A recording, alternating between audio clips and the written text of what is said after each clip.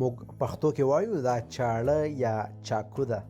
دا چاړه یا چاقو ده، په الماني ژبه چاقو یا چاړه ته وایي messer. خو اوس دا موږ وایو چې دې لپاره کوم ارټیکل استفاده کیږي. راځئ چې زده کړو.